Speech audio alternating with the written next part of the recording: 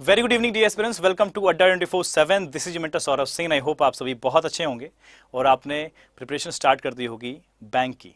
तो इस सेशन का जो मुख्य एजेंडा है वो ये है कि how to start preparing for bank examination.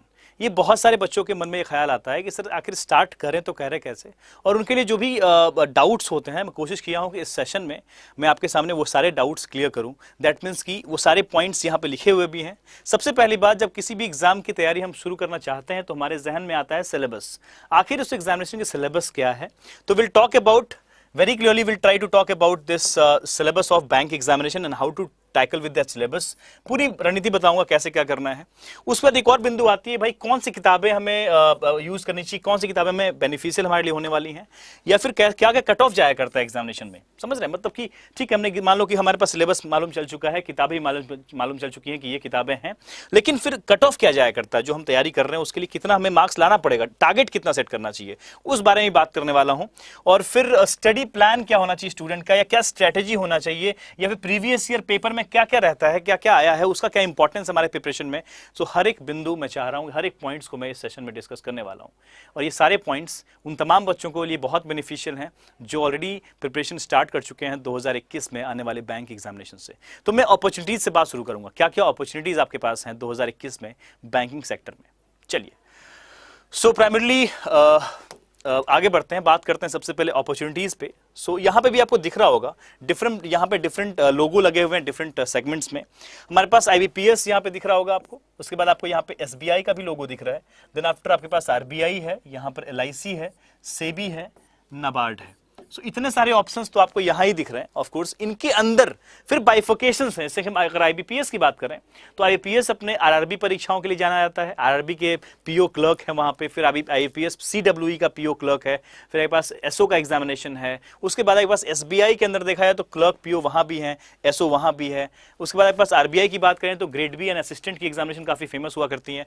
और फिर आपके LIC में असिस्टेंट एंड AA की एग्जामिनेशन हुआ करती हैं। सेबी है आपके पास, नाबार्ड है, उसमें ग्रेड A ग्रेड बी की एग्जामिनेशन हुआ करती हैं।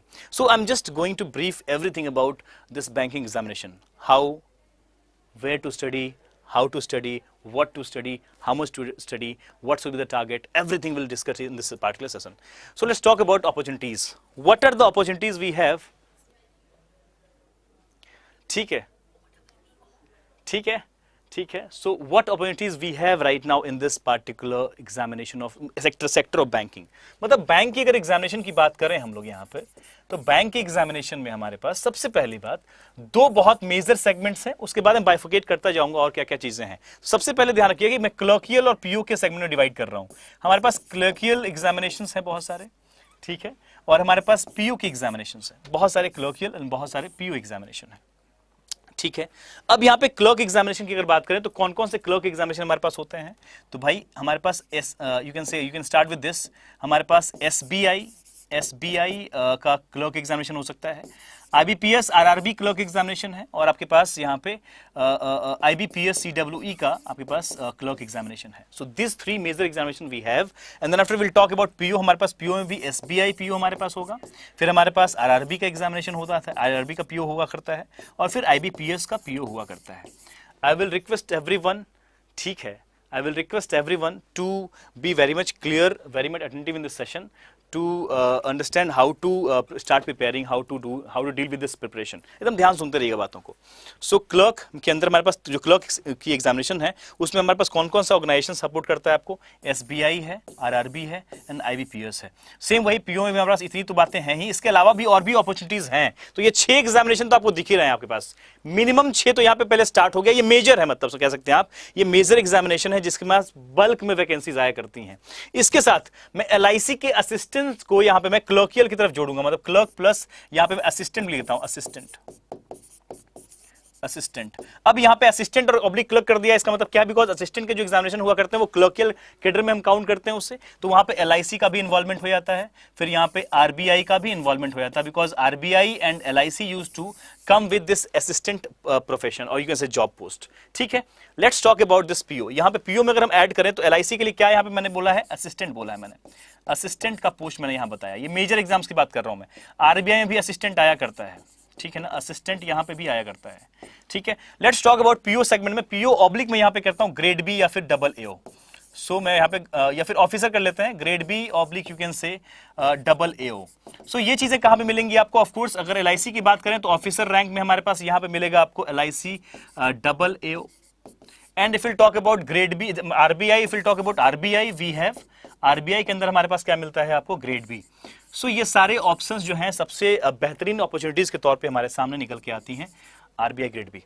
आई होप यू आर गेटिंग। तो बैंक के सेक्टर में सबसे मेजर वैकेंसीज कैरी करने वाले आपके यहाँ पे लिस्ट हैं। अभी आपके सामने इस साल कौन कौन सी अपॉर्चुनिटीज को हम एक्सपेक्ट कर सकते हैं यहाँ पे? तो of course we have SBI clerk, of course जो सबसे ज्यादा चाहिए और सबसे ज्यादा एक्सपेक्टेशन इसका रख रहे हैं। फिलहाल अभी हम मार्च में चल रहे हैं, तो ऑफ कोर्स मार्च के साथ हम लोग यहाँ पे बोल रहे हैं कि मार्च एंड या फिर अप्रैल फर्स्ट वीक में वी आर एक्सपेक्टिंग क्लर्क।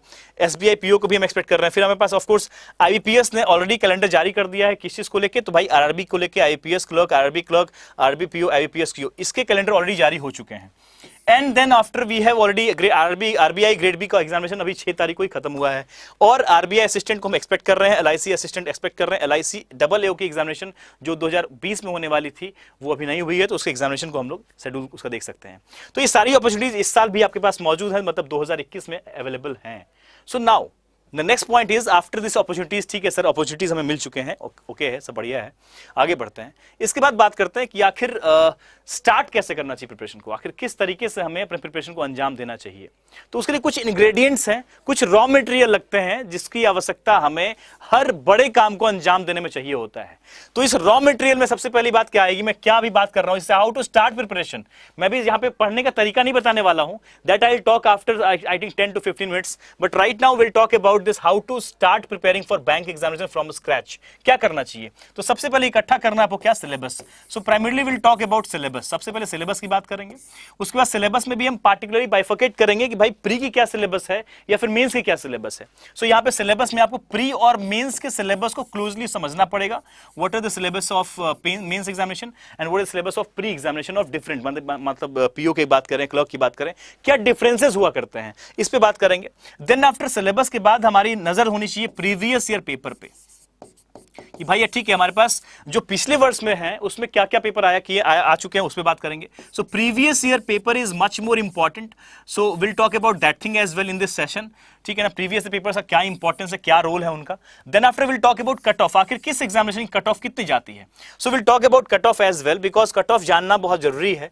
मैं समराइज करके बताऊंगा कि क्लर्कियल में किस तरीके से हमारे पास कट ऑफ हो सकती है, या फिर हमारे पीयू के एग्जामिनेशन में किस तरह की कट ऑफ हुआ करती है। I will right everything here in this part on this particular screen. तो यहाँ पे हम कट ऑफ की बात करने वाले हैं एंड डिफरेंट सेगमेंट में किस तरह से कट ऑफ जाया करते हैं। मतलब इसके डिस्कशन का मतलब ये होता है कि स्टूडेंट को क्या रेफरेंस लेके चलना चाहिए दिमाग में अगर प्रिपरेशन स्टार्ट कर रहा है, तो किस तरीके का रेफरेंस होना चाहिए। आफ्टर दिस जब आपको आइडिया मिल गया भाई सिलेबस ऐसा है, पिछले वर्षों में ऐसा पूछा गया है और कट ऑफ यह रहा है, इन चीजों के बाद आप पूछोगे सर एक बात बताइए तो हमें प्रिपरेशन स्टार्ट कैसे करना चाहिए, मतलब हम पढ़ाई कैसे शुरू कर रहे हैं। प्रिपरेशन तो ऑफकोर्स आपने स्टार्ट कर दिया, यहाँ से आपको इस चीज की जानकारी हो चुकी है, सिलेबस क्या है पीओ प्री का या फिर पीओ मेंस का या फिर क्लर्कियल प्री का, क्लर्कियल मेंस का। फिर प्रीवियस पेपर भी आपने देख लिया कैसे पिछले वर्षों में पेपर आए हैं, और उसके बाद आपने ये भी देख लिया कट ऑफ क्या रहे हैं। अब आपकी बारी है किताबों की, मतलब कि कौन कौन सी बुक्स आपको हेल्प करने वाली हैं या फिर कौन कौन से लाइव क्लासेस, उसके बारे में बताऊंगा मैं बाद में कि अड्डा 247 कैसे हेल्प करता है बच्चों को बुक्स के साथ या फिर लाइव क्लासेस के साथ।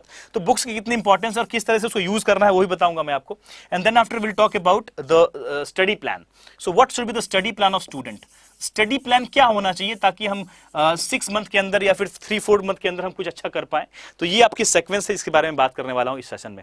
सो this all this informations will help you to understand how to start preparing for bank examination from scratch. ठीक है, let's talk about this thing. So first of all, we'll talk about syllabus of pre-examination. I'm not going to talk about syllabus of pre-examination only for reasoning. I will talk about mathematics and English as well. So how to start preparing for pre-examination and what should be the syllabus? What used to be the syllabus? So मैं commonly अगर बात करूं थोड़ा बहुत 19-20 का फर्क पड़ सकता है, जैसे आरबीआई आपके ग्रेड बी में या फिर किसी और एग्जामिनेशन में जो थोड़ा सी लीक से हटके एग्जामिनेशन है बैंक के सेक्टर में या फिर इंश्योरेंस में। लेकिन कॉमन सिलेबस जो है वो मैं बात कर रहा हूं, कॉमन के लगभग 95% 98% सिलेबस सेम ही होते हैं। एक आध चैप्टर एड ऑन या फिर हटाए जा सकते हैं किसी एग्जामिनेशन में, वो अलग बात है। लेकिन इफ विल टॉक अबाउट, सबसे पहले मैं रीजनिंग की बात करता हूं। रीजनिंग में कहां कैसे क्या ध्यान देना चाहिए। रीजनिंग के सिलेबस की अगर बात करें तो जो हमारे प्री की सिलेबस है, चाहे वो पीओ हो या क्लर्क हो या फिर असिस्टेंट की एग्जामिनेशन हो या फिर आरबीआई की बातें हो, देखो आरबीआई ग्रेड बी जो एग्जामिनेशन होती है उसमें क्या होता है कि प्री प्लस मेंस का सिलेबस मिक्स करके वो पूछा करते हैं। रिसेंटली हमने आरबीआई ग्रेड बी के एग्जामिनेशन को देखा है, मतलब कि 6 मार्च को ही, आज है 8 मार्च, राइट। सो रीजनिंग में पहले हम समझते हैं कि नॉर्मल सिलेबस हमारे पास क्या हुआ करता है। देखो रीजनिंग में हमारे पास ना कुछ सेगमेंट ऐसे जो मिसलेनियस में हम काउंट करते हैं। उस मिसलेनियस का मतलब ये होता है कि इन टॉपिक में हमें छोटे छोटे चैप्टर है, मतलब कि छोटे छोटे सवाल यहां से मिल जाते हैं, मतलब छोटे इन द सेंस कि 5-5 नंबर के सवाल मिला करते हैं। तो हमारा मिसलेनियस पार्ट जो होगा, यहाँ पे हमारे पास जो लेक्चर्स होंगे आपके या फिर जो सेशंस होंगे वो आपको दिखाई देगी यहाँ पे। चैप्टर्स अल्फा न्यूमेरिक सीरीज जैसे हो सकती है यहाँ पे। So you can talk about alpha numeric series, ठीक है ना। अल्फा न्यूमेरिक सीरीज यहाँ पे आपको दिखाई देता है। यहां से अमूमन 5 सवाल या फिर मतलब मोस्टली 5 क्वेश्चंस यहां से देखे जाते हैं प्री एग्जामिनेशन में। अब अल्फा न्यूमेरिक सीरीज के बहुत सारे टाइप्स ऑफ क्वेश्चन है, सो आपकी नजर हर एक तरह के सवाल पे होनी चाहिए। Alpha numeric series and after that you have inequalities, a beautiful topic. So inequalities यहां पे दिखाई देंगी आपको। फिर यहां पे आपको सिलोजिज्म दिखाई देती है, राइट, सिलोजिज्म आपको दिखाई देती है यहाँ पे। And after that you have, ये 3 बहुत प्रोडक्टिव सेगमेंट है आपके प्री एग्जामिनेशन के लिए, whether we should talk about PO और clerical. So in both the segments this 3 topics are amazing, बहुत बहुत प्रोडक्टिव है। एक टॉपिक है जो बहुत कंफ्यूजन वाले बच्चे मानते हैं, उसको बोलते हैं syllogism. So you should not confuse in this topic, बहुत ही बेहतरीन टॉपिक है यार। अगर आप वेन डायग्राम मेथड का इस्तेमाल करते हो तो बहुत मजेदार तरीका होता है। Anyways will discuss about that later. So ये 3 टॉपिक हमारे पास ऑलरेडी यहाँ पे प्रोडक्टिव है। इसके बाद हम बात करते हैं ऑफ कोर्स हमारे पास जैसे ब्लड रिलेशन आपको दिखाई दे सकता है यहाँ पे। सो ब्लड रिलेशन आपके पास एक टॉपिक है जो बहुत इंपॉर्टेंट है। And after that you have direction distance, direction and distance, direction and distance. And एक और टॉपिक है जो मैं कैसे भूल सकता हूं या कैसे छोड़ सकता हूं। So that topic is actually coding and decoding. उसमें से पार्टिकुलरली जो हमारे पास हमारे पास जो टॉपिक जो एग्जामिनेशन होते हैं प्री के, उसमें बहुत इंपॉर्टेंटली पूछे जाते हैं वो टॉपिक, वो है कोडिंग डिकोडिंग का, सब्स्टिट्यूशनल कोडिंग, कोडिंग एंड डिकोडिंग का, कोडिंग एंड डिकोडिंग के सब्स्टिट्यूशन पार्ट की बात करें तो ये पहले अगर जो बच्चा तैयारी शुरू कर रहा है उसके ये वाले सेगमेंट्स रीजनिंग के अंदर एकदम 100% स्ट्रांग होने चाहिए, मतलब 100% स्ट्रांग होने चाहिए। Apart from this we have some more chapters like sitting arrangement, one of the beautiful topic. Sitting arrangement एक बहुत बेहतरीन चैप्टर है। मतलब आप कह सकते हैं कि प्री एग्जामिनेशन में you have 60% questions or you can say 70% question used to be asked from this sitting arrangement or you can say puzzles। तो ये 2 टॉपिक अकेले ऐसे हैं जो 35 मार्क्स के जब हमारे पास प्री एग्जाम होते हैं, क्योंकि ये प्री एग्जाम जो हुआ करती है नॉर्मली 35 क्वेश्चंस एंड 35 मार्क्स की हुआ करती हैं। 35 मार्क्स की रीजनिंग की बात करें तो हम प्री एग्जामिनेशन में रीजनिंग का क्या रोल है, तो रीजनिंग हमारे पास 35 क्वेश्चन 35 मार्क्स, और उसमें से नॉर्मली हमारे पास जो 20 मार्क्स हैं वो इस सेगमेंट से दिखाई देते हैं। 20 मार्क्स हमारे पास इस सेगमेंट से देखे जाते हैं। And collectively out of all this segments we used to expect 15 question from this particular segment, so 20 + 15 is equal to 35। So this used to be the strategy in reasoning of course you can say syllabus of reasoning in different pre-examination. We should talk about colloquial and PO assistant whatever, LIC assistant की बात करें या फिर हम बात करें इस तरीके से, तो नॉर्मली हमारे पास ये सिलेबस है, मतलब इस पे ध्यान देना है आपको। If will talk about you can से अपार्ट फ्रॉम दिस, मान लो कि हमारे पास बात करनी है मैथमेटिक्स की, तो मैथ्स में सिलेबस किस तरीके से होता है मैं इसको रब कर रहा हूँ, इसके बाद मैं आगे बढ़ता हूँ बताता हूँ आपको कि भाई मैथ्स में क्या कहाँ पे ध्यान देना होता है। देखो मैथ्स के सेगमेंट में हमारे पास जो मैथ्स है या फिर इसको हम क्वांट्स बोलते हैं या फिर हम क्वांट्स बोलते हैं यहाँ पे, क्वांट्स के सेगमेंट में अगर प्री एग्जाम की बात कर रहे हैं वो clerical and PO. Clerical PO में सिलेबस तो लगभग सेम ही है, लेकिन होता क्या है क्लर्कियल एग्जामिनेशन में आपके सिंप्लीफिकेशन का या स्पीड मैथ्स का इंपॉर्टेंस ज्यादा हो जाता है। तो आपकी प्रिपरेशन में जो भी बच्चे खासतौर पे क्लर्कियल एग्जामिनेशन को तैयार कर रहे हैं कि भाई मुझे क्लर्कियल एग्जामिनेशन ही क्वालिफाई करना है, उनकी पकड़ स्पीड मैथ्स में कुछ एक्स्ट्रा ऑर्डिनरी होनी चाहिए। अगर पीओ की तैयारी कर रहे हैं तो आपके पास ऑफकोर्स बहुत अच्छी होनी चाहिए उस पर, लेकिन साथ ही साथ डीआई और आपका जो अर्थमेटिक वाला सेगमेंट है उस पर भी पकड़ बहुत तगड़ी होनी चाहिए। मतलब मैं ये कह सकता हूं कि अगर क्लर्कियल एग्जाम की प्रिपरेशन में आपकी स्पीड मैथ्स पे पकड़ एक्स्ट्राऑर्डिनरी होनी चाहिए, तो उस तरह से पीओ की तैयारी में आप ये कह सकते हैं कि आपकी डीआई या फिर अर्थमेटिक वाले पे आपकी पकड़ एक्स्ट्रा ऑर्डिनरी होनी चाहिए, ये ध्यान रखिएगा। So we can compare in this way, but I will write down some of the important topic here. Like सबसे पहले हम बात करते हैं यहाँ पे like simplification. So simplification is one of the important segment of, simplification is one of the important topic of you can say quant, ठीक है ना। Simplification is one of the important topic of quants. Second you can से quadratic, quadratic equation, quadratic equation, ठीक है। After that you have after quadratic you can से आपके पास number series, यहाँ पे नंबर सीरीज आपके पास होता है, ठीक है ना। After that you have approximation as well, approximation भी आपके पास है, बहुत इंपॉर्टेंट सेगमेंट होता है ये। सो ये प्री एग्जामिनेशन में इधर से ना कम से कम कह सकते हैं आप तो 15 से 20 सवाल यहां से, 15 सवाल तो एटलीस्ट आप यहां से एक्सपेक्ट कर सकते हैं। जैसे मैंने बताया मिसलेनियस वाला सेगमेंट अपने तरफ, रीजनिंग में वैसे ही मैथ्स में ये आपकी मिसलेनियस सेगमेंट है जहां पे आपकी कंसंट्रेशन बहुत टॉप क्लास होनी चाहिए, ठीक है ना। एक और चैप्टर में लिखता हूं, यहाँ पे सिंप्लीफिकेशन है ना, वहां पे एक्सप्रेशन आ गया। तो नंबर सीरीज में क्या होता है, रॉन्ग नंबर सीरीज, तो यहाँ पे नंबर सीरीज का ही पार्ट है, बट रॉन्ग नंबर सीरीज पे भी आपकी पकड़ थोड़ी अच्छी होनी चाहिए। रॉन्ग नंबर एंड सीरीज, इस पे भी बहुत ध्यान से आप रखेंगे बात, तो आपको मतलब हेल्प करेगा। जैसे रॉन्ग नंबर सीरीज को प्री में एक्सपेक्ट करना थोड़ा टफ होता है, लेकिन फिर भी अगर मैं सेकंड सेगमेंट की बात करूं तो यहां पे पूरा अर्थमेटिक आपके पास सेगमेंट है। अर्थमेटिक जो आपके पास है, ठीक है ना, अर्थमेटिक सेगमेंट आपके पास हो गया। फिर आपके पास यहाँ पे डीआई हो गए, और डीआई में आपका कंसंट्रेशन है, डीआई में खासतौर पे केसलेट वाला सेगमेंट जो है, केसलेट डीआई, उसकी प्रचलन आजकल बहुत ज्यादा है, वहां पे कंसंट्रेट कर रहे हैं। इसलिए बोलता हूं प्रीवियस ईयर का इंपॉर्टेंस बहुत ज्यादा है। I will talk to you people with what is the importance of previous paper as well. So but arithmetic जो सेगमेंट है या फिर जो आपका डीआई है, ये देखने में सिर्फ अर्थमेटिक इतना छोटा लग रहा है, लेकिन कम से कम 8 से 10 टॉपिक होंगे, जिसमें से कम 6 से 7 टॉपिक ऐसे होंगे जिसको आप छोड़ नहीं सकते। जैसे परसेंटेज है, प्रॉफिट लॉस है, रेशियो है। सो परसेंटेज अगर बढ़िया है तो प्रॉफिट लॉस सीआई आपका पकड़ अच्छा बन जाएगा। रेशियो अच्छा है तो फिर बहुत सारे चैप्टर अच्छे हो सकते हैं आपके। एलिगेशन मिक्सचर है, आपके एजेस हैं, बहुत सारे चैप्टर ऐसे हैं। जैसे टाइम एंड वर्क है, उसको कंप्लीट करना ही करना है आपको, बेहतरीन पढ़ना ही पढ़ना है। तो ये ध्यान रखो कि आपकी स्टडी जो है स्ट्रेटेजिक रहे, ठीक है ना। सिलेबस आपकी यही है, मतलब देखा है तो यही है, 5 चैप्टर या 4 चैप्टर इधर बोल दीजिए और 2 चैप्टर यहाँ पे है। लेकिन ये चैप्टर क्या है, ये टॉपिक जो आपको दिख रहे हैं अर्थमेटिक, इसमें बहुत सारे बाइफिकेशंस हैं, और डीआई के बहुत सारे टाइप्स हैं। बार है आपके पास, पाई चार्ट है आपके पास, टेबल है आपके पास, केसलेट है, बहुत सारे डिफरेंट टाइप है, आपको उस पर पकड़ बनाना पड़ेगा। तो अगर पीओ की तैयारी कर रहे हैं तो आपके ध्यान इधर तो होनी चाहिए, इसके रेस्पेक्ट में आपकी जो यहां पे पकड़ होनी चाहिए वो एक्स्ट्रा ऑर्डिनरी होनी चाहिए। आप क्लोकियल पे ध्यान दे रहे हैं तो इससे ज्यादा इंपॉर्टेंट है कि आपकी इधर की पकड़ जो होनी चाहिए एक्स्ट्रा ऑर्डिनरी होनी चाहिए। इसका मतलब ये नहीं कि आप जो ये इसको एक्स्ट्रा ऑर्डिनरी कर रहे हैं तो इसको छोड़ देंगे आप, या इसको एक्स्ट्रा ऑर्डिनरी कर रहे हैं तो इसको छोड़ देंगे आप। बस ये बैलेंस बना के चलना है, ये बात ध्यान रखिएगा, ठीक है ना।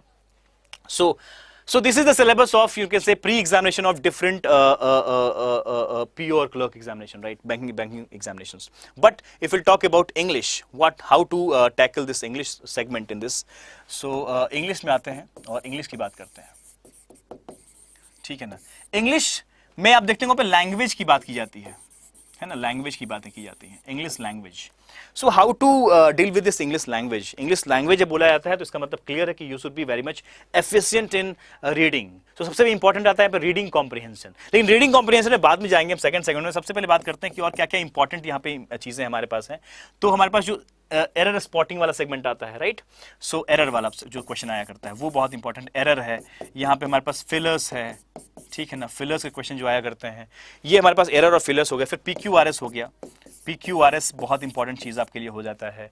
एंड प्री में वैसे PQRS के आने के चांसेस कम होते हैं, but of course error and fillers are much important, you can से।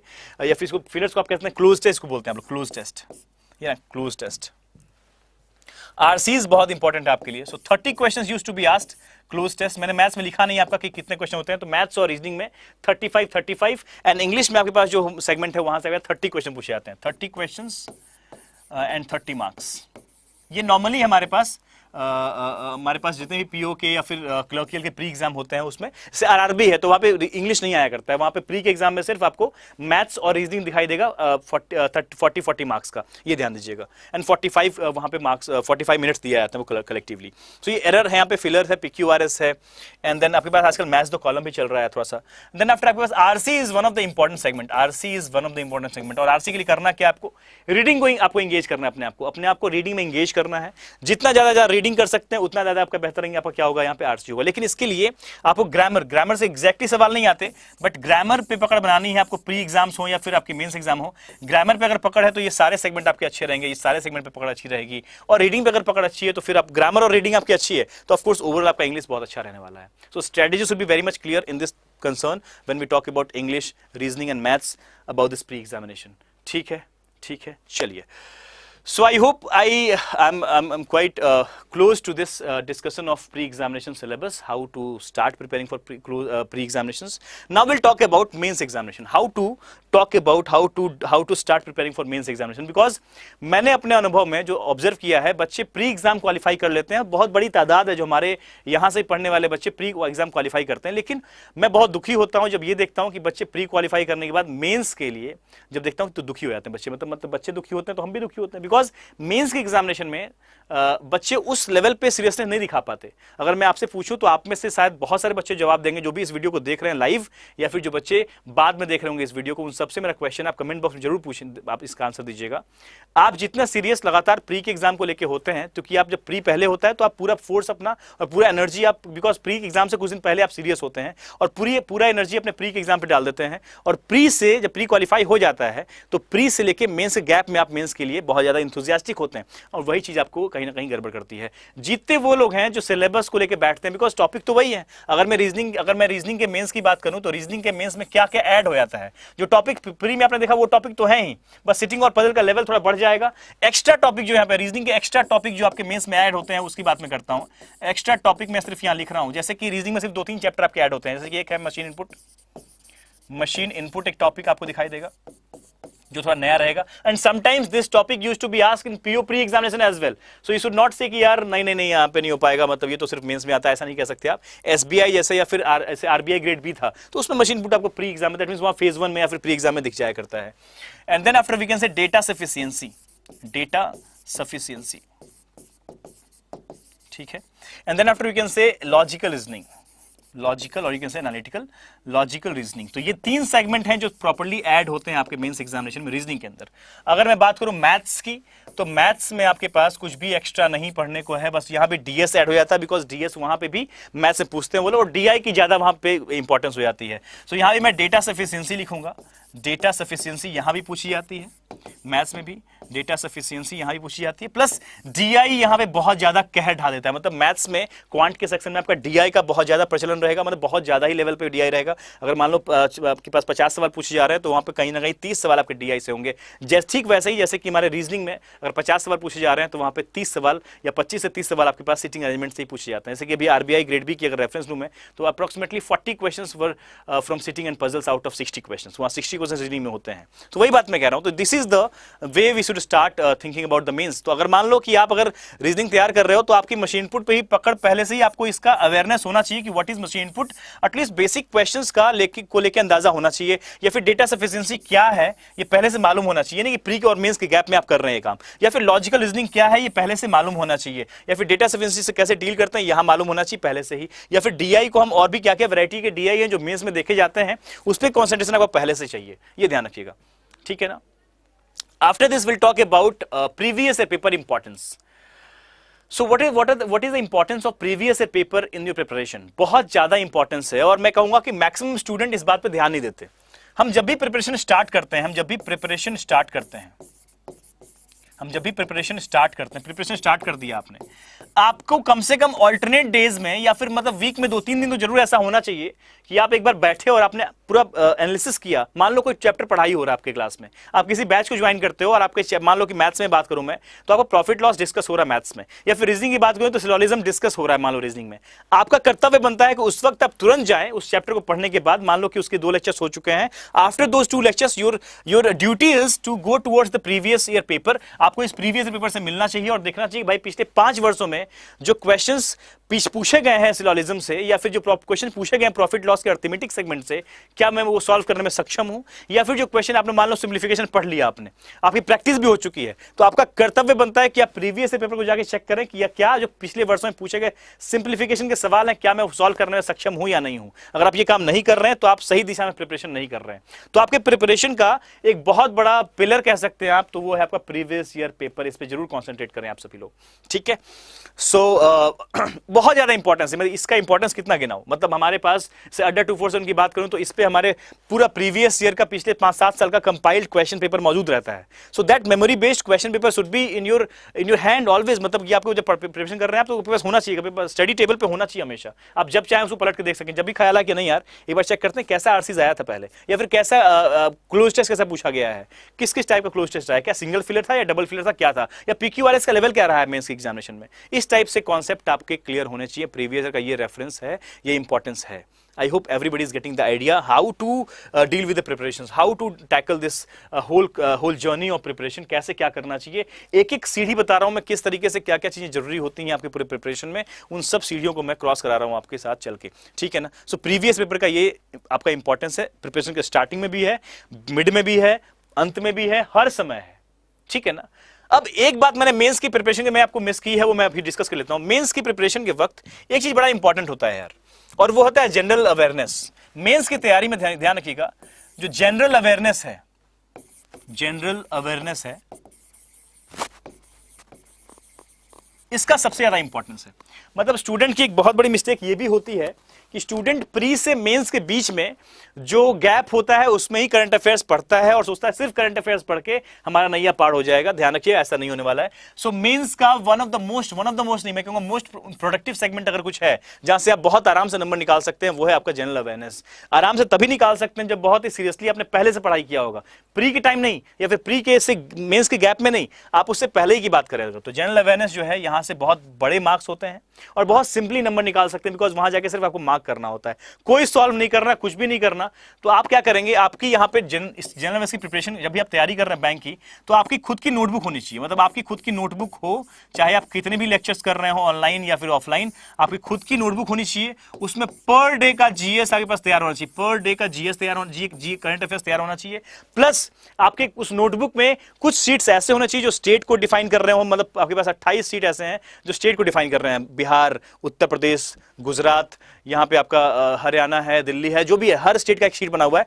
अगले 6 महीने जब भी आप तैयारी शुरू कर रहे हो, उसके बाद आने वाले जो मेंस एग्जाम का जब भी डेट आपको दिख रहा है कि इसमें इस वक्त आपका मेंस एग्जाम होने वाला है, उस वक्त तक आपके हर एक स्टेट में भी कुछ इंपॉर्टेंट इवेंट हुए हैं उसको भी लिखिए। हो सकता है वो न्यूज आपके किसी सीट में भी मेंशन होगा, लेकिन फिर भी आपके उस सीट में भी होना चाहिए जहां पे उस स्टेट के बारे में इंफॉर्मेशन है। तो ऐसा कुछ कीजिए, स्टेट वाइज स्पोर्ट्स का कुछ एक सीट बनाइए, वहां पे वो 4-5 सीट बना हुआ है स्पोर्ट्स का। जो भी इंपॉर्टेंट न्यूज है, सारा न्यूज नहीं भर देना है, जो न्यूज इंपॉर्टेंट है उसको भर दिया कीजिए, ताकि रिवीजन में बहुत हेल्प मिले आपको। So your self notebook, your own notebook should be there, जहां पर डे का इंफॉर्मेशन हो, प्लस स्टेट वाइज जहां पे पास, जैसे मान लो कोई डैम न्यूज में है, उस डैम का एक न्यूज वहां पे होना चाहिए, सीट जहां पे डैम के बारे में लिख रहे हैं आप, जो भी न्यूज में है। कोई टनल का एक सीट होना चाहिए जहां पे टनल के बारे में इंपॉर्टेंस आप चीजें रखे हुए हैं। तो हर एक चीज वहां पे बहुत इंपॉर्टेंट है, ठीक है ना। सो जनरल अवेयरनेस अगर आपका प्री और मेंस के गैप में आप तैयार करते हो, तो मुझसे ये आपको, मेरी ये बातें आपको हो सकती थोड़ी हार्श लगे, लेकिन ये बातें बहुत इंपॉर्टेंट भी हैं कि आप उस वक्त सिर्फ प्री से मेंस के गैप में आप अगर करंट अफेयर्स पढ़ के एग्जाम देने जाना चाहते हो और वो रिस्क लेते हो कि मेरा क्वालिफाई हो जाऊं मैं, तो ये थोड़ा कठिन है यार, ठीक है ना। So try out to study from, मतलब आज से ही पढ़ना शुरू कर दीजिए जो लोग सीरियस नहीं है इस बात को लेके, और फिर रिजल्ट देखना कैसे आउटपुट निकल के आता है कि हाँ यार कितना इंपॉर्टेंट था ये, पहले कर लिया तो कुछ नहीं करना। बस उस वक्त जो रिवीजन के टाइम में कैप्सूल्स आते हैं ना अड्डा के, उसको बस उस रिवीजन के लिए वो चीज होती है और आप लोग उसको ध्यान नहीं देते। उस वक्त आपकी रिवीजन जो होगी वो भी बहुत इंपॉर्टेंट है। मतलब बिना तगड़ा रिवीजन किया आप अच्छा नहीं करेंगे, नो डाउट इन दिस। तो कहना है कि आपका नोटबुक तैयार हो और रिवीजन जो हो वो बिल्कुल आपको शार्प कर दे, वहां पे बात खत्म है। चलिए, तो ये मेंस में बहुत इंपॉर्टेंट सेगमेंट था, इंग्लिश का भी वही बात है आपके पास। आगे बढ़ते हैं। नाउ कट ऑफ मार्क्स क्या होता है, ये बड़ा इंपॉर्टेंट क्वेश्चन आपके जहन में आता है कि सर प्री और मेंस का कट ऑफ कैसा हुआ करता है। तो मैं एक जनरल कट ऑफ की बात करता हूं। प्री एग्जाम्स में अगर बात करें तो प्री एग्जाम जो हुआ करते हैं ऑफ कोर्स 100 मार्क्स के हुआ करते हैं। मैं जनरल कैटेगरी के लिए यहां पे लिखूंगा, उसके हिसाब से 5 नंबर 10 नंबर आप माइनस कर सकते हैं ओबीसी और SC ST के लिए, ठीक है ना। एंड अगर मैं मेंस की बात करूं तो कट ऑफ कैसा हुआ करता है, आपको बहुत शौक लगेगा यहाँ पे कुछ बातों को देख के। यहाँ पे 200 नंबर की अमूमन हुआ करती है आपकी मेंस एग्जामिनेशन, ठीक है ना। अमूमन क्या वही होता ही है, नंबर ऑफ क्वेश्चन कई बार 190, कई बार कुछ और होता है परीक्षाओं की, अलग अलग परीक्षाओं में, ठीक है। प्री एग्जाम्स में देखो, ये एग्जाम आपके पास 60 मिनट का है, ठीक है ना। 60 मिनट का परीक्षा यहाँ पे होता है, वहां पे थोड़ा वेरी करता है, मतलब मोस्टली आपके पास वो 2 आवर्स की एग्जामिनेशन हुआ करती है, ठीक है ना। 100 मान लो यहाँ पे टोटल मार्क्स 100 है, 60 मिनट का एग्जामिनेशन है, और ये क्या है भाई, प्री एग्जामिनेशन है। अगर मैं बात करूं पीओ की, अगर पीओ का प्री और मेंस की बात कर रहा हूं तो मैं बताता हूं कट ऑफ, फिर मैं क्लर्क का लिख के बताऊंगा आपको। पीओ एग्जामिनेशन है तो आप जनरलाइज कर लीजिएगा कि अगर पीओ एग्जामिनेशन है तो मेरे जो मार्क्स आ रहे हो, मेरे जो, मैं जब भी पीओ का कोई भी पीओ, चाहे बीपीएस पीओ हो, एसबीआई पीओ हो, देखो कट ऑफ डिपेंड करता है आपके पेपर पे भी, लेकिन फिर भी जो जनरल टेंडेंसी है पेपर की और जो जनरल टेंडेंसी से कट ऑफ देखे जाते हैं उसके अनुसार मैं यहाँ पे तथ्य रख रहा हूं। अदरवाइज ये डिपेंड करता है पूरी तरह से कट ऑफ आपके उस वक्त के पेपर पे कैसा पेपर रहा है, ठीक है ना। सो अगर मान लो 100 मार्क्स का आपने पेपर दिया है, मतलब ऑफ कोर्स 100 मार्क का पेपर आता ही है पीओ प्री में आपके पास जनरली, मतलब आरबी में नहीं आता, लेकिन ऑफ कोर्स नॉर्मली हमारे पास 100 नंबर का मान लो आया है, तो आपको क्या करना है, उसमें कितने स्कोर करने चाहिए आपको ऑफिसर लेवल पे आप एग्जाम दे रहे हो तो आपके यहाँ पे अगर 70s में अगर आप अटेम्प्ट करके आए हो, मतलब पेपर अगर नॉर्मल है तो 70 अटेम्प्ट आपके पास अगर हो रहे हैं तो आप अच्छा कर, मतलब आप क्वालिफाई करोगे ही करोगे। मतलब आपका टारगेट होना चाहिए, टारगेट अटेम्प्ट आपका कम से कम नॉर्मल पेपर में आपका क्या होना चाहिए, 70 होना ही चाहिए, कुछ भी हो जाए। 70 क्वेश्चन आप अटेम्प्ट कर पा रहे हो, ध्यान रखिएगा। क्योंकि कट ऑफ जो होती है वो कई बार 62, 63, तो आप कुछ मार्जिन लेके चलोगे ना भाई, तो आपको यहाँ पे 70 नंबर, क्योंकि आपकी अगर एक्यूरेसी अच्छी है तो आपके अटेम्प्ट अगर 65 भी और एक्यूरेसी है तो आपके नंबर जो है 70s में आ जाएंगे। तो मैं चाहता हूं कि आप एक बिल्कुल सिक्योर रहिए आपकी प्रिपरेशन की, आप चैनल बना के रखिए, सिर्फ तैयार कर रखिए। मैं भी पहला टारगेट मेरा है कि मैं अगर कट ऑफ मेरी अगर मॉक टेस्ट पेपर में 50 नंबर आ रहे हैं तो अगली बार मैं 55 लेके आऊं, फिर 60 लेके आऊं, फिर 65 लेके आऊं, फिर मैं 70 तक पहुंच जाऊं, और वो टारगेट ऐसे अचीव करना है आपको, ठीक है। So this is how you need to think about your pre examination. Target should be settled down as 70। If will talk about mains examination, आपको भी बहुत बड़ा झटका लगेगा बहुत सारे बच्चों को। जो बच्चे अवेयर हैं उनके लिए तो कोई बात नहीं, लेकिन जो बच्चे अवेयर नहीं है उनको समझा दूं मैं यहाँ पे। जब 200 नंबर का मेंस हुआ करता है, 100 नंबर में कट ऑफ कितना दिख रहा है आपको? 70 में बोल रहा हूं मैं कि 70 रखना, बिल्कुल सेफ रहोगे, कोई रोकने वाला नहीं है आपको। जब मैं मेंस की बात करता हूं, जैसे मेंस की बात करता हूं, 200 में से इसका कट ऑफ जो जाया करता है, कट ऑफ वो रहता है आपके पास 85 टू 90। तो मैं 90 लिख रहा हूं, मैं एटलीस्ट यहाँ पे 90, मतलब मिनिमम 90 नंबर तो होनी चाहिए आपके। मतलब 90 नंबर अगर रॉ आपके आ रहे हैं तो हो सकता है कि आपकी मतलब नॉर्मलाइजेशन नहीं, आपकी ग्रेस मार्क्स मिलते हैं एक्यूरेसी के हिसाब से, वो थोड़ा सा आपका बढ़िया हो जाए, मतलब 95 हो जाए अगर पेपर जैसा भी रहा हो उसके अनुसार। तो 90 मतलब कि समझिए कि इसके अनुसार इसके आसपास कट ऑफ जाया करते हैं 200 नंबर में से। आप बोलेंगे सर 100 नंबर में 70 और 200 नंबर में से 90, ऐसा क्या वजह चल रहा है? तो यहाँ पे पेपर का लेवल जो होता है डिफरेंट होता है, थोड़ा सा पेपर का लेवल काफी अच्छा होता है यहाँ पर, और बच्चे बहुत अच्छे से नहीं पढ़ते हैं। I am damn sure about this. बच्चे अगर यहाँ पे मेंस के लिए भी अच्छे से पढ़ना शुरू कर दें तो यहाँ की कट ऑफ भी जाएगी अच्छी। लेकिन बच्चे को कहूंगा मैं कि हाई लेवल सिटिंग और पजल बैच में, सॉरी, हाई लेवल पे जाके सिटिंग और पजल सॉल्व करो, या फिर हाई लेवल पे डीआई सॉल्व करो, तो नहीं करेगा। वो उसी बाउंड्री में रहना चाहता है, उसी कंफर्ट जोन में रहना चाहता है जहां पे जाके वो सवाल को आराम से सॉल्व कर पाए, बस उसी लेवल पे रहना चाहता है, वो बढ़ना ही नहीं चाहता।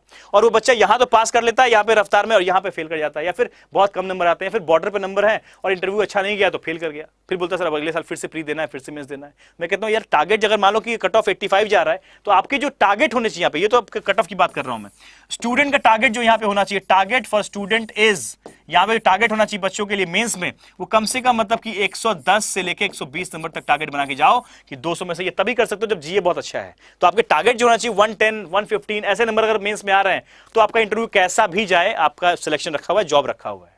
ये पीओ की बात कर रहा हूं। मतलब एक तो टारगेट मतलब बना के लिख, चलो 110, मतलब 105 भी आ गया तो चलेगा यार, अच्छा नंबर होता है। बिकॉज यहाँ जो कट ऑफ जाया करती है वो 70s में जाती है, कई बार 80s में जाती है, कई बार 85 जाती है, कई बार 90 भी जाती है। मैं सेफ साइड के लिए इतना बोल रहा हूँ। मतलब क्या मैं अगर सिंपल लाइन में बोलना चाहूँ तो मेंस एग्जामिनेशन में अगर आपने 50% क्वेश्चन करके आए हैं आप प्योरली अच्छे से, तो कोई रोकने वाला नहीं है आपको, आपका सिलेक्शन तय है। तो 50% टारगेट रख लीजिएगा। मैं टारगेट को यहाँ 50% कह देता हूँ। मैं टारगेट को मैं नंबर में नहीं लिख रहा हूं, मैं 50% लिख देता हूं। 50% शुड बी देयर।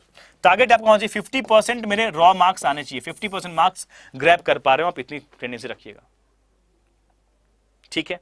क्लियर है बात? So let's talk about clerical examination. Clerk में क्या करना है उसकी बात करते हैं। क्लर्क में क्या टारगेट होना चाहिए बच्चे का 100 में से या फिर 200 में से, उसकी बात कर लेते हैं। So if will talk about clerical examination, हमारे पास जब हम क्लर्क लेवल के एग्जाम की बात कर रहे होते हैं तो आपकी जो प्री एग्जामिनेशन होती है उसमें 80 के आसपास आपके, मतलब 80 प्लस में आप 80 मिनिमम है कि 80 तक तो जाना चाहिए आपके। जब तैयारी कर रहे हो तो 80 को टारगेट लेके चलिएगा। 80 नंबर कम से कम 100 में आ रहे हो तो आप डिफरेंट स्टेट से आप क्वालिफाई कर लेते हैं। अलग अलग स्टेट का लगभग कट ऑफ इतना ही आता है, उससे ऊपर नहीं जाता है। सो आउट ऑफ 100 आपके 80 प्लस में अटेम्प्ट रहे, ये ध्यान रखना है आपको यहाँ पर। और यहाँ की अगर बात करें क्लर्कियल एग्जामिनेशन तो 130 इससे लेके 140 तक अटेम्प्ट करने की कोशिश करनी चाहिए आदमी को, इंसान को, यहाँ पे 200 नंबर में से। तो आपके पास आप सेफ है, मतलब आपकी क्वालिफाई आप करने वाले हो, ठीक है? सो आई थिंक मैंने लगभग सारी बातें कर ली हैं, किस तरीके से क्या करना है, क्या स्ट्रैटेजी होती है। कट ऑफ पे भी बातें कर ली हम लोगों ने, किस तरह से कट ऑफ जाया करता है, एक ओवरऑल एनालिसिस कि भाई कितना टारगेट लेके बच्चे को चलना चाहिए। अब यहाँ पे है बुक्स विच में help you a lot in your preparation journey. आपको आपकी प्रिपरेशन जर्नी में कौन कौन सी किताबें हैं जो बहुत हेल्प करने वाली हैं। तो आपको मालूम होगा हम लोगों की एक एस सीरीज आती है, एस सीरीज आती है बैंक अड्डा की, मतलब कि हमारे पास अड्डा 247 की, चाहे वो एस क्वांट्स हो, एस क्वांट्स करके किताब आती है, एक एस रीजनिंग भी आती है ना, एस रीजनिंग आपके पास इंग्लिश भी आती है, फिर एस इंग्लिश भी आती है, और इसके अलावा डीआई की किताब आएगी आपके पास। ये 5 किताब तो होना ही चाहिए बच्चे के पास, डीआई और एक पजल की किताब आती है। ये 5 किताब तो खैर बहुत इंपॉर्टेंट है, साथ में कंप्यूटर किताब भी हो तो ठीक है। मतलब as quants, as reasoning, as English, as DI और as puzzles, high level sitting and puzzle, सब कुछ रहता है इसमें। मतलब मॉडरेट लेवल का, मतलब सवाल को डिफरेंशिएट करके रखा जाता है। तो ये किताबें बहुत बेनिफिशियल होती हैं, बिकॉज ये प्रोफेशनल हम फैकल्टीज के द्वारा बनाया जाता है, जो जिनका डिवोशन हमेशा बैंक के एग्जाम की तरफ है। और ये बैंक अड्डा 247 का जो एक्चुअल डिवोशन होता है वो कहाँ होता है? बैंक की तैयारी में होता है। तो बरसों से वो अनुभव है, उसका इस्तेमाल करके किताबें बनाई जाती हैं, डिजाइन की जाती हैं। मैं यहाँ पे लिंक भी लगा रखा हूँ ताकि मैं आपको बता पाऊँ कि इसका इस्तेमाल कैसे करना है। 1 सेक।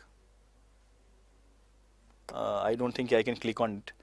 सो नो इश्यूज, मतलब आपको अगर आप जाके देखोगे बैंक प्राइम करके एक आता है, उसमें डायरेक्टली आपको सारे किताब मिल जाते हैं, इसके हार्ड कॉपी और ई बुक्स दोनों मौजूद होते हैं, आप उसका इस्तेमाल कर सकते हैं, ठीक है ना। अड्डा 247 के ऐप पे जाके आप चेक कर सकते हैं, ठीक है।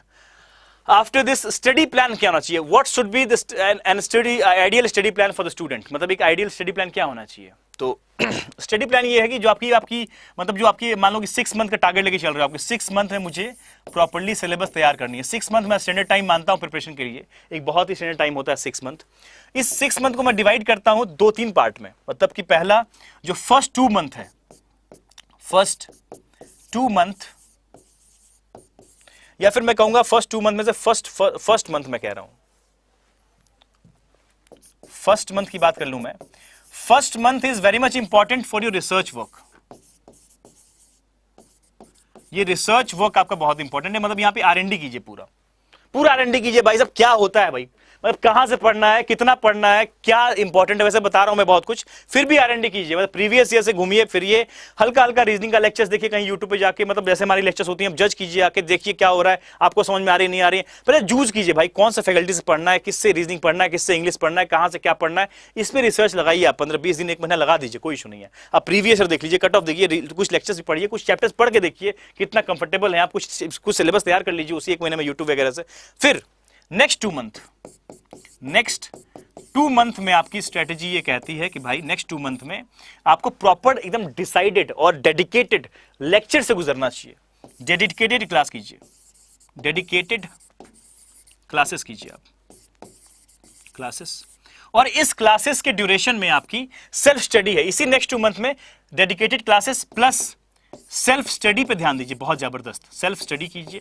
मतलब जो भी उसको सेल्फ स्टडी करने का तरीका क्या होना चाहिए, ये सेल्फ स्टडी ऐसा होना चाहिए टॉपिक वाइज। मान लो क्लास में चल रही है प्रॉफिट एंड लॉस, 4 लेक्चर लगी है प्रॉफिट लॉस की, तो आपका कर्तव्य है कि उस 4 लेक्चर में आप भी वहां पे समाप्त कर रहे हैं। उसके लिए आपको रात भर जगना पड़ रहा हो या फिर दिन भर पढ़ना पड़ रहा हो, आपकी वो जिम्मेदारी है, वो किसी और की जिम्मेदारी नहीं है। आप ये नहीं कह सकते बहुत पढ़ना पड़ रहा है, क्योंकि आपका टारगेट भी औरों से अलग है। आप जो काम कर रहे हैं वो बहुत डिफरेंट काम कर रहे हैं। आप भाई एक अपने स्टूडेंट लाइफ से आप निकल के प्रोफेशनल लाइफ में जाना चाह रहे हैं, तो कष्ट तो करना पड़ेगा, कुछ अलग कर रहे हो तो काम करना पड़ेगा उस तरीके से। So dedicated class plus self study dependent upon the class, dependent upon the class. That means next पहले 3 महीने में आपने सिलेबस कंप्लीट कर लिया, ये ध्यान रखिएगा। सिलेबस आपका ओवर हो चुका है। नाउ नेक्स्ट, अभी 3 महीने खर्च हुए हैं आपके। नेक्स्ट 2 मंथ जो आपका गुजरेगा, इसमें ध्यान रखिएगा डेडिकेटेड क्लास में आपका जीए भी होना चाहिए, करंट अफेयर्स भी होना चाहिए, आपका जो फाइनेंशियल अवेयरनेस है, बैंकिंग अवेयरनेस है, वो भी होना चाहिए। नेक्स्ट 2 मंथ आपका क्या काम होगा, जब सिलेबस कंप्लीट हो चुका है, आपका काम होगा अपने स्पीड टेस्ट पे ध्यान देना। स्पीड टेस्ट पे जाके, मतलब मॉक टेस्ट लगाना, speed test oblique mock test जो कह लीजिए आप इसे, मॉक टेस्ट लगाना। और अपने टारगेट को ध्यान में रखना, भी मेरा टारगेट है कि मैं पीओ का एग्जाम देने वाला हूं तो 70 तक मैं पहुंचूं। अगर जो कमी आ रही है उसको कैसे पूरा करेंगे, उसी 2 मंथ के ड्यूरेशन में आप तैयार करेंगे अपने यहाँ क्या टॉपिक वाइज टेस्ट भी देंगे आप, जो हमारे अड्डा के ऐप पे मौजूद होता है। Topic wise test, topic wise test भी आप देंगे उस वक्त, देखेंगे जहां पे जिस चैप्टर में आप, जिस सब्जेक्ट में जहां पे जिस चैप्टर में लैग कर रहे हैं आप, उस चैप्टर को जाके कंप्लीट कीजिए, आप वहां से टेस्ट देखिए या इंप्रूव कीजिए, आप रिवाइज कीजिए उस चैप्टर को, और फिर टॉपिक वाइज टेस्ट देखिए, उसमें इंथ्यूज कीजिए, अपने आप को शार्प कीजिए, और फिर वापस आ जाइए यहाँ पे। आप कहाँ पे स्पीड टेस्ट पे अपने नंबर देखो बढ़ रहा है क्या नहीं बढ़ रहा है। और स्पीड टेस्ट में ध्यान दीजिएगा कि आप ऑफलाइन स्पीड टेस्ट भी दें, आप प्रीवियस पेपर पे भी अपनी स्पीड टेस्ट दें। आप एक बार निकालो 2017 में यार IBPS क्लर्क का क्या पेपर था, चलो मैं उसको दे देता हूँ ऑफलाइन, जो आपके पास किताब रहेगी हार्ड कॉपी, उससे दीजिए आप बैठ के, खुद टाइमर लगाइए, खुद दीजिए, कोई इशू नहीं है। एंड लास्ट 1 मंथ में बिल्कुल डेडिकेटेड, जिस एग्जाम के लिए आप तैयारी कर रहे हो उस एग्जाम का स्पीड टेस्ट लगाते रहिए। लास्ट 1 मंथ में वो करते रहिए। आप प्री है तो प्री का मॉक टेस्ट लगाइए, शुरुआत में प्री मेंस सबका लगाइए। इस स्पीड टेस्ट के जो नेक्स्ट 2 मंथ रहेगा उसमें प्री और मेंस दोनों का स्पीड टेस्ट लगाना है आपको, ध्यान रखिएगा। और लास्ट जो 1 मंथ है आपके पास, मान लो एग्जाम करीब आ चुका है, उस पर रॉन्ग दीजिए आप। क्या रॉन्ग देंगे आप उसको डेडिकेटेड स्पीड टेस्ट लगाएंगे। IBPS क्लर्क आ गया, ठीक है, उसका स्पीड टेस्ट। SBI क्लर्क आ गया, उसका स्पीड टेस्ट। भाई IBPS PO आ गया, उसका स्पीड टेस्ट। RRB क्लर्क आ गया, उसका स्पीड टेस्ट। RRB PO आ गया, उसका स्पीड टेस्ट। उसके हिसाब से आप अपने आप को तैयार करेंगे। This will be the study plan of for the students, ठीक है। So I hope I am very much clear to everyone how to start preparation, whatever we have the raw materials। मैंने हर रॉ मटेरियल पे चर्चा करी है, किन किन चीज़ों की आवश्यकता पड़ती है तैयारी में। कोशिश किया हूं मैं कि इस एक सेशन में बहुत सारी बातें समराइज करूं, और मुझे लगता है कि आपको समझ में भी आई होगी, बहुत बेनिफिशियल रहा होगा आपके लिए सेशन। और बेनिफिशियल रहा है तो प्लीज़ एक बार मुझे कमेंट करके जरूर बताइएगा कि आपके लिए क्या बेनिफिशियल रहा है, मतलब आपको समझ में आई बातें, बेनिफिशियल रहा या नहीं रहा, या कोई डाउट भी है तो आप पूछ सकते हैं कमेंट बॉक्स में। मतलब इस वीडियो के बाद, मतलब कि जो वीडियो एंड होने के बाद जो कमेंट बॉक्स होता है उसमें, लाइव में नहीं, लाइव में भी मैं नहीं पढ़ पा रहा हूँ कमेंट, ठीक है ना। मेरी रीजनिंग आपके कारण बहुत अच्छी हुई है, ठीक है, thank you so much Anjali, ठीक है, चलिए। सो एंड हाउ दिस अड्डा 247 हेल्प यू, हाउ अड्डा 247 हेल्प यू। अब देखो ये बैंक महापैक है, ठीक है ना। Bank Mahapack is the best beneficial thing Adda is having, because ये क्या करता है, जैसे आपको पता है कि भाई रीजनिंग मुझे फलाना सर से पढ़ना है, मान लो मेरे से नहीं पढ़ना, किसी और से पढ़ना है, ठीक है, तो आपको पता होना चाहिए कि उन फैकल्टी की लेक्चर्स जो है, कौन कौन सी बैच चल रही है फिलहाल, सारी बैच यहाँ मिल जाएंगी। मान लो कि अगर वो 3 घंटे पढ़ा रहे हैं, बैंक का लेक्चर ले रहे हैं, 3 घंटे के लेक्चर दिन भर में यहाँ पे लगी हुई है। आपको देखना है कि आपके लिए कौन बेनिफिशियल है, कि आपको टारगेट बैच आपके लिए बेनिफिशियल है, फाउंडेशन बैच है, या कोई डिस्कशन हो रहा है, मॉक डिस्कशन, वो बैच आपके लिए इंपॉर्टेंट है, उनमें से कोई भी चूज कर लिया, उस पर भिड़ जाइए, लग जाइए। सिमिलरली मैथ्स में, आपको मैथ्स में एक्स फैकल्टी है, वाई फैकल्टी है, आपको जिनसे मजा आता है पढ़ने में, जिनसे समझ में आता है, बातें समझ में आती है, उनसे उनका देखिए। यहाँ इस बैंक महापैक में मान लो 4 लेक्चर दिन भर में चल रहा है, तो चारों लेक्चर यहाँ पे दिखाई देंगे आपको। सबसे बड़ी फायदा यही है कि आपको यहाँ पे, और वो जितना ड्यूरेशन का आप लेंगे, मान लो 12 मंथ का आप यहाँ पे महापैक एनरोल करते हो, तो आपको 12 मंथ तक उनके आने वाले तमाम बैचेस में आपको वहाँ पे एंट्री फ्री मिल जाती है। आपको इससे पीछे होने वाली 3-4 महीने पहले जो बैचेस कंप्लीट हुई है, उसकी भी एंट्री मिल जाती है इस वीडियो कोर्स के रूप में, या फिर और भी लेक्चर्स के रूप में। टेस्ट सीरीज यहीं पे एक बार में टेस्ट सीरीज मिल गई आपको, लाइव क्लास के साथ आपको वीडियो कोर्सेस, आपको यहाँ पे ई बुक्स और टेस्ट सीरीज। और मैं कहूंगा ई बुक्स नहीं, आपके साथ आपके पास हार्ड कॉपी होनी चाहिए। मैं आज कल में ही आपको पजल्स की बुक लॉन्च कर रहा हूं, ध्यान रखिए, पजल्स की 3rd एडिशन बुक, बहुत बेहतरीन किताब लॉन्च हो रही है। मैं कल परसों में लॉन्च करूंगा, शायद कल ही कर दूंगा, मैं बहुत दिन से ट्राई कर रहा हूं लेकिन आज भी नहीं हो पाया। कल मैं लॉन्च करूंगा पजल की किताब, और वो पजल की किताब मैं चाहता हूं हर एक बच्चे के पास रहे। रॉन दो भाई पजल्स को, समझ रहे हो, मतलब, और डीआई भाई मैथ्स में डीआई, ये 2 बहुत इंपॉर्टेंट सेगमेंट होते हैं। तो लाइव क्लास के साथ आपके पास टेस्ट सीरीज भी है, वीडियो कोर्स भी और ई बुक्स भी है। Everything is there in this Mahapack. तो मैं कहूंगा बच्चे की तैयारी में सबसे बड़ी सफलता का कुंजी कह सकते हैं तो ये बनेगा, बिकॉज इसमें आपके हर एक फैकल्टी जो भी आपको अड्डा 247 में दिखाई देते हैं बैंक की तैयारी करते समय, हर एक फैकल्टी इसके अंदर पढ़ा रहा होता है, क्योंकि उसके सारे बैचेज इसमें इंक्लूड होते हैं। आपको चूज करना है किससे पढ़ना है, और शेड्यूल उस हिसाब से बनाइएगा कि मान लो आपके पास एक मैथ्स की लेक्चर कर रहे हैं तो उस फैकल्टी का एक ही कीजिए फिर, और किसी और फैकल्टी का कीजिए भी मत। रीजनिंग अगर आप मुझसे पढ़ रहे हैं तो किसी और से मत पढ़िए, किसी और से पढ़े तो मुझसे मत पढ़िए, या अगर मुझसे पढ़ रहे हैं तो मेरा एक ही लेक्चर देखिए, आप 10 लेक्चर मत देखिए, बिकॉज सेल्फ स्टडी बहुत इंपॉर्टेंट है। ध्यान रखिएगा, self study is the key to success. हम लोग सिर्फ सपोर्ट है, ध्यान रखिएगा, हम एक सपोर्ट है। आपको ध्यान देना पड़ेगा कि आपको कितना मेहनत करना पड़ रहा है उस मार्क्स को ग्रैब करने के लिए। I hope everybody is getting the idea how this bank Mahapack which is best beneficial product of Adda 247 will help you in your preparation. I hope idea is clear to everyone, ठीक है ना।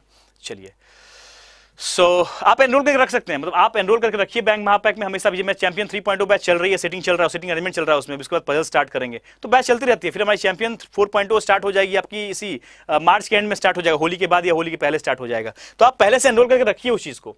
और maximum discount के लिए करना कि आपको Y188 code का इस्तेमाल करना है। कहां पे? अड्डा के ऐप पे। अड्डा.com पे भी कर सकते हैं लेकिन आपको डिस्काउंट कम मिलेगा। अड्डा247.com से बेहतर है अड्डा के ऐप का इस्तेमाल करें, वहां पे कॉइन्स भी होते हैं, उसका भी इस्तेमाल कर सकते हैं आप। और Y188 कोड से आप मैक्सिमम डिस्काउंट जो भी चल रहा है फिलहाल उसको ग्रैब कर सकते हैं आप। So I hope everybody is getting the idea how to prepare, how to start preparing for bank examination, whatever is the raw material required for the preparation, everything is very much clear to your mind. Thank you so much. I hope आपको बातें समझ में आई होंगी। जो बच्चे नए subscribe कर लीजिएगा, जो बच्चे पुराने हैं बने रहिएगा। Thank you, bye bye.